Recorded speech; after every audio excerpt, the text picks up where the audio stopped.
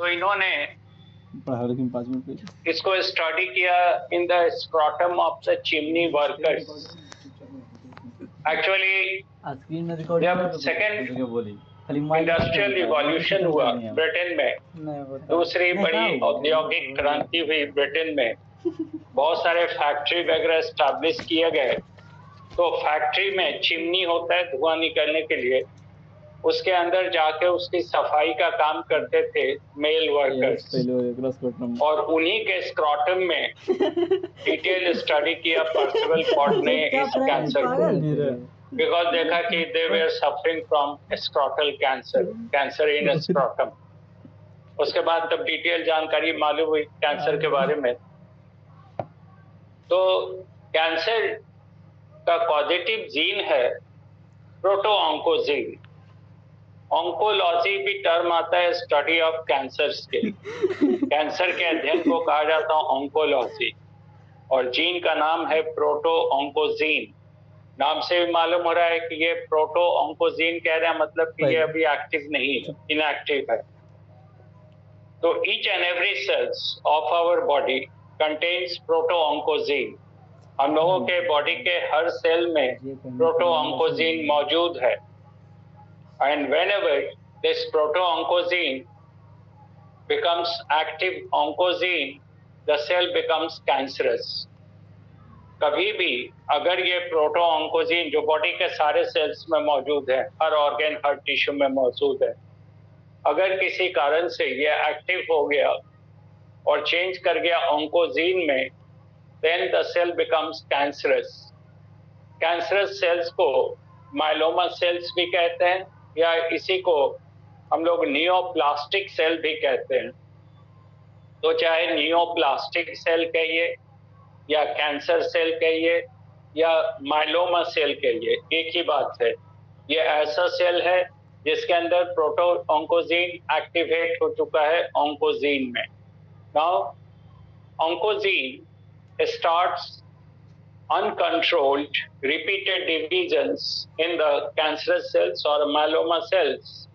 अब जो कैंसर का सेल था उसमें, जिसको माइलोमा सेल भी कहते हैं या इसे को नियोप्लास्टिक सेल भी कहते हैं, मान लीजिए कैंसर का सेल है, तो अब इसमें लगातार डिवीजन होगा, uncontrolled repeated division. Number of cells बढ़ते जाएंगे, ये काफी नंबर बढ़ेगा सेल्स का, and all these cells will receive nutrition from the cells of the adjacent area। जहाँ पे ये कैंसर का सेल डिवाइड कर रहा है, उसके आसपास में जो नॉर्मल सेल्स हैं उनके न्यूट्रिशन को ये सब एब्जॉर्ब कर रहा है, यूटिलाइज कर रहा है। तो ये जो जैसे जैसे नंबर ऑफ सेल्स बढ़ेगा, ये गांठ डेवलप होगा, ट्यूमर बनेगा, ट्यूमर का साइज बढ़ता जाएगा, ये छोटा से बड़ा होता जाएगा, लेकिन ये न्यूट्रिशन एब्जॉर्ब कर रहा है अपने एडजेसेंट एरिया के सेल से, तो बाकी जो सेल्स हैं उसके आसपास में दे विल गेट डैमेज। और जैसे जैसे ट्यूमर बड़ा होगा, सारे सेल्स आसपास के नॉर्मल से डैमेज होते जाएंगे, यानी वो टिश्यू या ऑर्गन डैमेज हो जाएगा। तो अनकंट्रोल्ड रिपीटेड डिवीजन्स, एनसीईआरटी में एक टर्म यूज किया गया है कॉन्टैक्ट इनहिबिशन। एक्चुअली बॉडी के अंदर जितने भी सेल्स हैं, मान लीजिए ये एक सेल है, तो इसके आसपास बहुत सारे सेल्स हैं, दूसरे सेल्स भी हैं। तो अगर ये सेल कभी डिवाइड करना भी चाहे तो ये जो बाकी सेल्स हैं इसको डिवाइड करने से रोकता है। The adjacent normal cells divide the cell from getting divided. तो इसको कहते हैं कॉन्टैक्ट इनहिबिशन। जैसे अगर आपका कोई फ्रेंड है और अगर आप कुछ करना चाहते हैं गलत और वो आपको रोकता है, तो it is contact inhibition. Body के अंदर कोई सेल है, अगर उसमें अनकंट्रोल रिपीटेड डिवीजन स्टार्ट हो रहा हो और उसके बाकी सेल्स उसको रोक रहे हैं, सप्रेस कर रहे हैं, तो इट इज कॉन्टैक्ट इनहिबिशन, जो एनसीईआरटी में। लेकिन कैंसर का सेल कॉन्टैक्ट इनहिबिशन को नहीं मानता है, इस पर कॉन्टैक्ट इनहिबिशन वर्क नहीं करता है। नतीजा क्या होता है, ये लगातार डिवाइड करता जाता है और डिवीजन के बाद जो ग्रुप ऑफ सेल्स हैं वो ट्यूमर या गांठ बनाएगा, और वो गांठ या ट्यूमर बढ़ता जाता है। ट्यूमर तो बढ़ रहा है, लेकिन आसपास के जो नॉर्मल सेल्स हैं वो डेड हो रहे हैं, उनका न्यूट्रिशन वो यूटिलाइज कर रहा है, तो वो ऑर्गन और टिश्यू डैमेज हो जाता है। अब ये ट्यूमर दो तरह के, there are two types of tumours. एक तो बेनाइन ट्यूमर और दूसरा malignant tumour. There are two types of tumours, benign and malignant. अगर ये ट्यूमर, ये मान ले कि ये सेल्स बहुत सारा डिवाइड कर रहा है, नंबर ऑफ सेल्स बढ़ा हुआ है, ये ट्यूमर है, तो इस ट्यूमर के चारों तरफ फाइब्रस कोट या कवर होता है। कोलेजन फाइबर्स का चारों तरफ से इसको कवर किया हुआ है, कोलेजन फाइबर्स इस ट्यूमर को। इसके बाहर एक कवर या कैप्सूल बनाया हुआ है।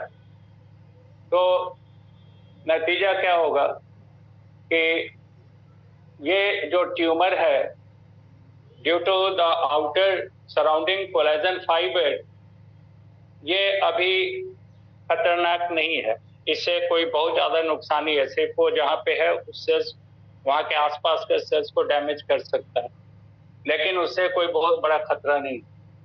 लेकिन कभी भी ये फाइब्रस कवर टूट सकता है, और जब फाइब्रस कवर टूट जाएगा तो ट्यूमर विल बिकम मैलिग्नेंट, यानी अब हो गया मैलिग्नेंट। पहले था बेनाइन, जब तक ये कवर था इसका चारों तरफ कोलेजन फाइबर्स का, ये बेनाइन था। लेकिन जैसे ही कोलेजन फाइबर का कवर ब्रेक कर गया, टूट गया, तो अब ये हो गया मैलिग्नेंट। और मैलिग्नेंट जितने भी ट्यूमर हैं malignant, they are very harmful, because अब इनका सेल्स फ्री हो गया, ये फ्री हो गया और अब एक दूसरे से अलग हो जाता है, यानी सेल्स बिखर गया। और इसके बाद ये अब वहां से मूव किया नए ऑर्गन, नए टिश्यू की ओर। कैंसर का सेल जो मूव करता है वो mainly through the lymphatics, lymph vessel से, या थ्रू द ब्लड वेसल, या थ्रू द बॉडी फ्लूइड। तो जब when the cancerous cells move through the lymphatics, the movement is called metastasis. Metastasis is the movement performed by the cancerous cells through the lymphatics. तो कहने का मतलब है, आप चाहे वो ब्लड से मूव करे कि बॉडी फ्लूइड से या लिम्फेटिक सिस्टम से मूव करे, मूव करके पहुंच जाएगा अब दूसरे अलग अलग ऑर्गन पे। ये सेल इधर पहुंचा, ये यहाँ पहुंचा, ये यहाँ पहुंचा, यानी पूरे बॉडी में डिफरेंट ऑर्गन में पहुंच जाएगा।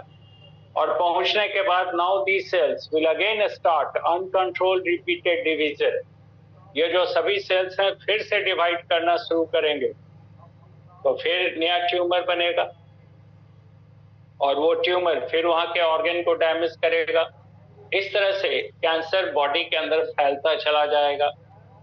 और जो फोर्थ स्टेज हम लोग कहते हैं कैंसर का, वहां तक आते आते बॉडी के कई ऑर्गन इंफेक्टेड हो जाते हैं, तो इट मे बी फेटल, तो person will die. Early stage में जब ये अभी बेनाइन ट्यूमर ही है, उस समय अगर इसको रिमूव कर दिया जाए सर्जिकली, या जस्ट अभी मेटास्टासिस शुरू हुआ उस समय अगर ट्रीटमेंट करें, तो इट इज परफेक्टली क्योरेबल। आप देखिएगा कोई भी ऑपरेशन होता है, छोटा ऑपरेशन हो बड़ा हो, कोई भी ऑपरेशन होता है, तो जिस ऑर्गन या टिश्यू का वो ऑपरेट किया जाता है उसका थोड़ा सा सैंपल लेके कलेक्ट करके उसको बायोप्सी में भेजा जाता है, लैब में भेजा जाता है। पेशेंट डिस्चार्ज हो गया नर्सिंग होम से, लेकिन हो सकता है 5-7 दिन के बाद बायोप्सी का रिपोर्ट आएगा, तो बायोप्सी में होगा कि अगर ये कैंसरस नहीं है सेल, कोई प्रॉब्लम नहीं, और अगर कैंसरस है तो फिर कैंसर का ट्रीटमेंट शुरू होगा। तो इसलिए ये एथिक्स है, ये रूल इस तरह का एक बना हुआ है, नॉर्म है कि कोई भी ऑपरेशन होगा तो जो टिश्यू है उस पार्ट का उसको बायोप्सी में भेजा जाएगा। अब अलग से काट के तो नहीं भेजेगा, तो ऑपरेशन के समय ही उसको थोड़ा निकाला जाता है। तो ये जो प्रोसेस है बायोप्सी का, इससे मालूम हो जाता है कि अगर कैंसरस है तो फिर फर्दर ट्रीटमेंट होगा उसका। तो अब ये जो कैंसर है, बेनाइन ट्यूमर जिसके चारों तरफ कवर है, तो उसको बॉडी में रहने नहीं देना चाहिए। अगर बॉडी के अंदर कोई ट्यूमर या गांठ डेवलप हो रहा है तो बेटर है कि उसको सर्जिकली रिमूव करा दें, बिकॉज कभी भी वो मैलिग्नेंट हो सकता है, कभी भी उसका फाइबर ब्रेक कर सकता है आउटर कवर और वो स्प्रेड कर सकता है बॉडी में। एनीवे, नाउ ये जो कैंसरस सेल्स हैं, नियोप्लास्टिक सेल हैं, उनका ओरिजिन या तो एक्टोडर्मल है या मेसोडर्मल है या एंडोडर्मल है। यानी सेल्स तो कहीं भी कोई भी सेल होगा तो 3 ही लेयर से बनेगा, जर्म लेयर से, एक्टोडर्म, मेसोडर्म, एंडोडर्म। तो इसके आधार पे भी कैंसर को क्लासिफाई करते हैं। There are two major types of cancers on the basis of the origin of the neoplastic cell or cancer cell or myeloma cell. दो टाइप है, एक तो कार्सिनोमा और दूसरा sarcoma. If the cancerous cells or myeloma cells or neoplastic cells are ectodermal or endodermal in origin, then the cancer will be called carcinoma. यानी cancer causing cell का origin अगर ectoderm से है या एंडोडर्म से है तो फिर उसके कारण जो कैंसर हुआ है उसके लिए टर्म होगा कार्सिनोमा। अब जैसे देखें, cancer in buccal cavity, mouth में, माउथ कैंसर, तो माउथ का लाइनिंग होता है एक्टोडर्म का, ये हम लोग जानते हैं, तो it is carcinoma. Anus, anus का लाइनिंग भी एक्टोडर्मल है, तो it is anal cancer is also carcinoma. अब यहाँ से फैरिंग से लेके और एसोफेगस, स्टमक, इंटेस्टाइन, इंटेस्टाइन से लगा हुआ लीवर, पैनक्रियास, गॉल ब्लैडर, इसी में भी कैंसर होता है, liver, pancreas, gall bladder, intestine, stomach, oesophagus. So it is called carcinoma because these are endodermal in origin. Midgut का पार्ट है, तो हम लोग जानते हैं foregut and hindgut are ectodermal whereas midgut is endodermal. तो कार्सिनोमा। लंग कैंसर, लंग हम लोग आगे पढ़ेंगे, लंग का ओरिजिन है एंडोडर्मल, ये फैरिंग्स के वेंट्रल साइड से डेवलप होता है। तो अगर लंग कैंसर होता है किसी को तो it is again carcinoma. Brain हम लोग पढ़ेंगे, ब्रेन इज एक्टोडर्मल, तो ब्रेन ट्यूमर या ब्रेन कैंसर होता है, इट इज अगेन कार्सिनोमा। अगर स्किन है, स्किन का बाहर एपिडर्मिस का पार्ट, यहाँ पे कैंसर होता है, स्किन कैंसरस हो जाता है, तो it is carcinoma, skin cancer, carcinoma. Cancer in mammary gland, mammary gland, carcinoma. तो सीधी सी बात है कि एक्टोडर्मल और एंडोडर्मल ऑर्गन्स में जब भी कैंसर होगा तो उसके लिए वर्ड यूज करेंगे कार्सिनोमा। और दूसरा है sarcoma. The neoplastic cells or cancerous cells or myeloma cells are mesodermal in origin. ये mesodermal origin का है, जैसे cancer in blood vessels, blood vessel में कैंसर होता है, सार्कोमा। अगर कैंसर हो जाए मसल्स में तो मायोसार्कोमा, मायो टर्म आता है मसल के लिए, तो मसल कैंसर को कहते हैं मायोसार्कोमा। अगर कैंसर होता है lymph nodes, lymphatic organ, tonsils, इन सब में, या लिम्फेटिक ऑर्गन स्प्लीन में, थाइमस में, तो it is called lymphosarcoma. Lymphosarcoma यानी cancer in the lymph nodes and in lymphatic organs. Osteosarcoma, osteosarcoma नाम से मालूम हो गया होगा, बोन में, बोन मैरो में कैंसर हो जाए, बोन कैंसर, तो it is called osteosarcoma. Similarly cancer in the reproductive organs, reproductive या जेनाइटल ऑर्गन में कैंसर हो, तो जैसे अभी बिहार में भी चल रहा है प्रोग्राम सर्विकल कैंसर, फीमेल में पढ़ेंगे रिप्रोडक्टिव सिस्टम में, वेजाइना के ऊपर का पार्ट होता है सर्विक्स, यूट्रस है, यूट्रस के नीचे का पार्ट होता है सर्विक्स, और सर्विक्स के नीचे होता है वेजाइना। तो ये cervical cancer it is very common in girls और यंग एज, ये इंफेक्शन हो सकता है। तो अभी तो बिहार गवर्नमेंट ने देखा है कि अभी सर्विकल कैंसर के लिए फ्री में तो ये वैक्सीन दिया जा रहा है, वैक्सीनेशन हो रहा है। तो सर्विकल कैंसर इन फीमेल्स या फिर प्रोस्टेट कैंसर मेल में, कैंसर इन प्रोस्टेट या फिर कैंसर इन ओवरी, ओवरी में कैंसर हो सकता है, टेस्टिस में कैंसर हो सकता है, यानी जेनेटिकल ऑर्गन में कहीं भी कैंसर होता है, रिप्रोडक्टिव ऑर्गन में, तो इट इज सार्कोमा। बिकॉज हम लोग जानते हैं रिप्रोडक्टिव और system is also mesodermal in origin. ये सब पढ़िएगा आप आगे धीरे धीरे। तो osteosarcoma, lymphosarcoma, myosarcoma, cancer in the heart, cancer in blood cancer को ल्यूकेमिया कहते हैं। ल्यूकेमिया ब्लड कैंसर, इसमें इमैच्योर डब्ल्यूबीसी का नंबर काफी बढ़ता है। तो इस तरह से कैंसर को क्लासिफाई किया गया दो टाइप में, on the basis of the origin of the cancerous cell. Now अब कैंसर इस स्टेज में है, या सॉरी, कैंसर का पॉजिटिव एजेंट कौन है, इससे कैंसर होता है, ये हम लोग देख लें। All those factors which cause cancer are known as carcinogenic factors. Carcinogenic factor, carcino term भी आता है कैंसर के लिए, जो भी बताया। तो carcinogenic factors में there may be physical factor और chemical factor. Biological factor is not in case of human. जैसे दो वायरस है, इसमें कहा जाता है Rous sarcoma virus, Rous sarcoma virus, और दूसरा Barr Epstein virus, Barr Epstein virus. These are the two viruses which may cause cancer in rats.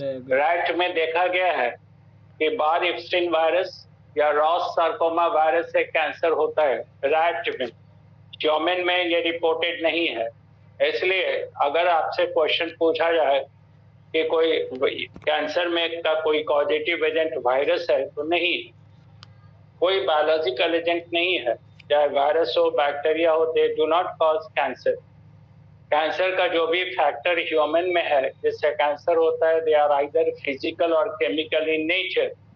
जैसे फिजिकल फैक्टर में सोलर रेडिएशंस, अगर बहुत ज्यादा एक्सपोजर होता है सोलर रेडिएशन का तो इट में कॉज स्किन कैंसर। उसी तरह X ray, gamma ray, beta रे, ये जो रेडियो एक्टिव एलिमेंट्स हैं, they are also a strong carcinogenic factor. Chemical factor में पॉल्यूशन में हम लोग डिस्कस करेंगे। मिक गैस भोपाल में लीकेज हुआ था, मिथाइल आइसोसाइनेट, बहुत लोगों का डेथ हुआ था, ये भी कैंसर कॉजिंग होता है। और हम लोग सिगरेट स्मोकिंग आगे पढ़ेंगे, ड्रग और एडिक्शन में। तो सिगरेट स्मोक में होता है polycyclic aromatic hydrocarbons, polycyclic aromatic hydrocarbons, ये सिगरेट स्मोक में होता है and it is a strong carcinogenic factor. अब सिगरेट स्मोक तो दोनों तरह का होता है, active smoking, passive smoking. Active smoking करने का मतलब है जो सिगरेट पी रहा तो वो धुआं ले लिया अंदर, एक्टिव हो गया। और जो कोई सिगरेट नहीं पिया है बेचारा, छूता भी नहीं है, वहां पे आसपास है, वो भी उसको उसके स्मोक को इनहेल कर लिया, तो इट इज पैसिव। और सिगरेट के बारे में पढ़ेंगे, it is a very dangerous addiction, बहुत लाइफ के लिए सीधा हार्मफुल है। एनीवे, तो उसमें एक प्रॉब्लम है कि उसमें हाइड्रोकार्बन है, पॉलीसाइक्लिक एरोमेटिक हाइड्रोकार्बन, जो बहुत स्ट्रॉन्ग कार्सिनोजेनिक फैक्टर है, उससे कैंसर होना ही होना। इसलिए सिगरेट पीने वाले को ज्यादा चांस रहेगा कि लंग कैंसर हो जाए, लंग कैंसर का होता है या रेस्पिरेटरी सिस्टम में कैंसर होगा। उसी तरह खैनी खाते हैं लोग, गुटखा खाते हैं, बहुत लोग गुल वगैरह करते हैं, ये सब पान पराग ये सब जो खाते हैं, तो they are the very strong carcinogenic factor causing cancer in mouth. Mouth और टेथ, दांत का कैंसर कॉज करने में इनका सबसे बड़ा रोल है। जैसे कसैली है, पान जर्दा लोग खाते हैं, या फिर गुटखा जो लोग बहुत कॉमन लोग देखते हैं खाते हुए, तो बहुत स्ट्रॉन्ग कार्सिनोजेनिक फैक्टर है। बहुत सारे फूड आइटम भी है which are very strong cancer causing factor, जो हम लोग डे टू डे इनका इस्तेमाल करते हैं। जैसे जितना भी स्पाइसी फूड है, मसालेदार खाना है, वो सब हम लोगों के एलिमेंट्री कैनाल के म्यूकोसा के ऊपर, म्यूकस का लेयर है, बताया भी था टिश्यू में, तो म्यूकस लेयर डैमेज होता है और म्यूकोसा को इरिटेट करता है। अभी बताया कि हर सेल में प्रोटोऑन्कोजीन है वो, लेकिन वो शांत है।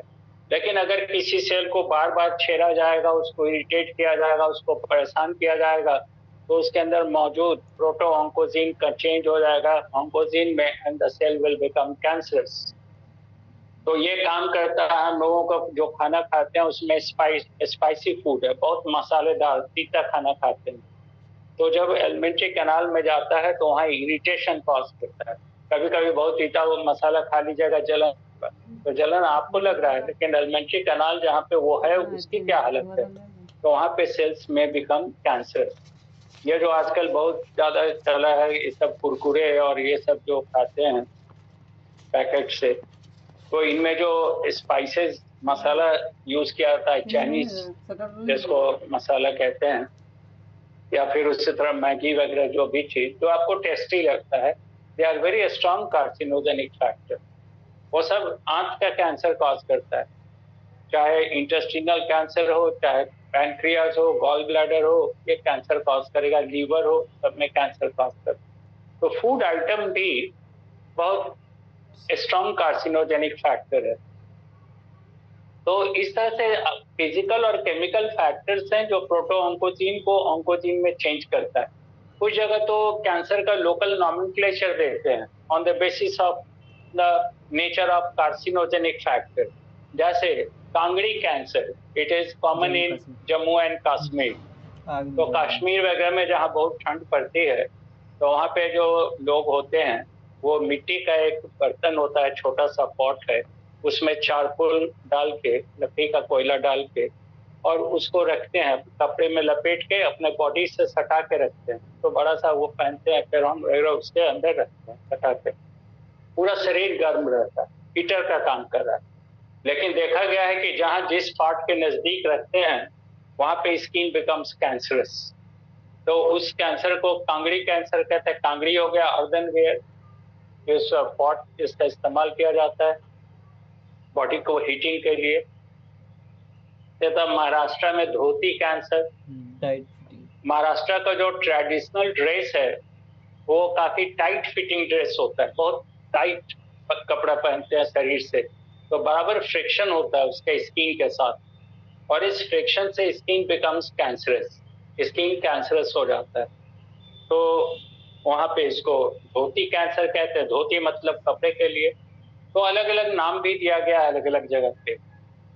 अब प्रोफाइलैक्सिस तो यही है कि इस तरह के चीजों से बचाव किया जाए, बहुत ज्यादा एक्सपोजर बॉडी के बाहर या बॉडी के अंदर के पार्ट को इस तरह के कार्सिनोजेनिक फैक्टर से नहीं हो, उनको अवॉइड करें।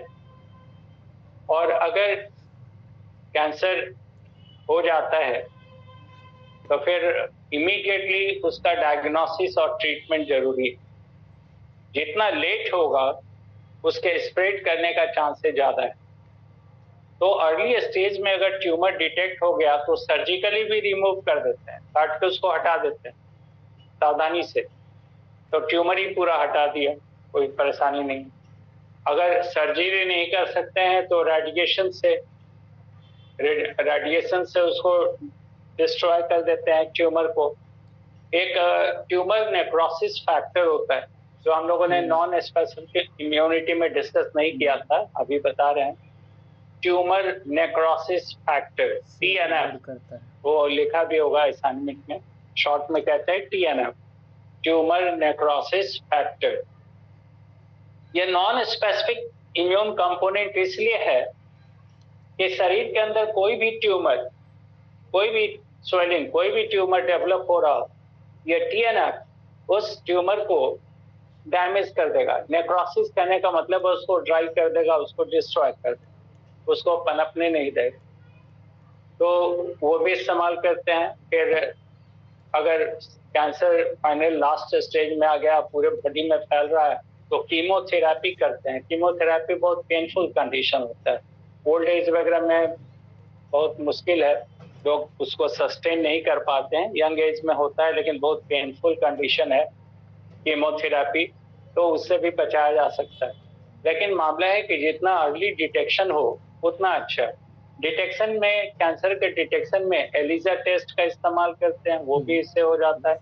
एक एमिस टेस्ट होता है, तो एमिस टेस्ट ये नहीं पता करेगा कि कैंसर है या नहीं।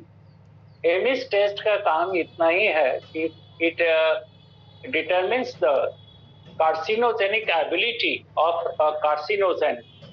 जैसे कोई कैंसर कॉजिंग फैक्टर है, तो एमिस टेस्ट से यह मालूम होगा कि ये कितना पोटेंट है, कितना सक्षम है कैंसर कॉज करने में। उसका पोटेंसी मालूम होगा, उसकी कैपेबिलिटी मालूम होगी एमिस टेस्ट से। तो कार्सिनोजेनिक फैक्टर के कार्सिनोजेनिक एबिलिटी को डिटरमिन करते हैं। और कैंसर अब एक बहुत कॉमन डिजीज हो गया है, इसलिए इसमें सावधानी रखना, अर्ली डिटेक्शन अगर हो तो बेटर है।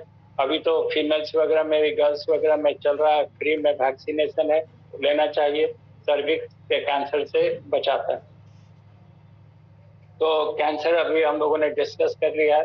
क्वेश्चन जो भी आएगा इससे आप बनाइएगा तो बन जाएगा। और अब जो हम लोग स्टार्ट कर रहे हैं, दूसरा डिजीज है AIDS, acquired immunodeficiency syndrome. Acquired मतलब प्राप्त किया हुआ, इम्यूनो मतलब प्रतिरोधक शक्ति, डिफिशियंसी यानी कमी, और सिंड्रोम यानी बहुत सारे लक्षण, बहुत सारे सिम्टम्स आएंगे अलग अलग तरह के। तो collection of different symptoms is called syndrome. कई तरह के बीमारी का लक्षण एक साथ मिलेगा तो उसके लिए कहते हैं सिंड्रोम। इसलिए पूरा नाम दिया acquired immunodeficiency syndrome, short में हो गया एड्स। एड्स के बारे में थोड़ा हिस्ट्री देख ले हम लोग। For the first time AIDS was detected among the homosexuals in USA in 1981। पहली बार एड्स को पाया गया होमोसेक्सुअल्स में, यूएस में, अमेरिका में 1981 में। 1982 में ये मालूम हुआ कि ये जो बीमारी है इसका कॉजेटिव एजेंट वायरस है, यानी ये बीमारी वायरस के कारण होता है, ये मालूम हुआ 1982 में। उसके बाद दो बहुत इंपॉर्टेंट साइंटिस्ट हैं, एक तो Luc Montagnier, he was French, France के थे, और दूसरे थे रॉबर्ट गैलो, यूएस के थे। तो लक मोंटैग्नियर इन 1983 एंड रॉबर्ट गैलो इन 1984, दोनों ने अलग अलग काम किया था। वो फ्रांस में थे, लक मोंटैग्नियर, और रॉबर्ट गैलो यूएस में थे, लेकिन दोनों का काम जो था वो एक दूसरे से रिलेटेड था। इन्होंने HIV के वायरस के, इस वायरस के डिटेल स्ट्रक्चर या उसके नेचर और बहुत सारे चीजों को इन्होंने स्टडी किया। बाद में नोबेल प्राइज भी मिला लक मोंटैग्नियर को इस चीज के लिए। इस वायरस का नाम HIV रखा गया by International Committee on Virus Nomenclature in 1986। कोई भी वायरस है तो उस वायरस का नाम दिया जाता है, और हम लोग उसको नाम नहीं रख सकते, या कोई भी आदमी नाम नहीं रख सकता उस वायरस का। वायरस के नोमेनक्लेचर के लिए, उसके नामकरण के लिए एक अलग अंतरराष्ट्रीय संस्था है, उसका नाम ही है international committee on virus nomenclature. तो तरह तरह के वायरस को पता करना, उसका नामकरण देना, जैसे कोरोना वायरस का भी नाम उसने ही दिया। अभी भी जो बहुत सारे वायरस आप देख रहे हैं उसका नोमेनक्लेचर वहीं से है। तो international committee on virus nomenclature ने इस वायरस का नाम दिया HIV। फुल फॉर्म है इम्यूनो डिफिशियंसी वायरस, HIV। और अब हम लोग एक मिनट ब्रेक के बाद फिर डिस्कस करते हैं।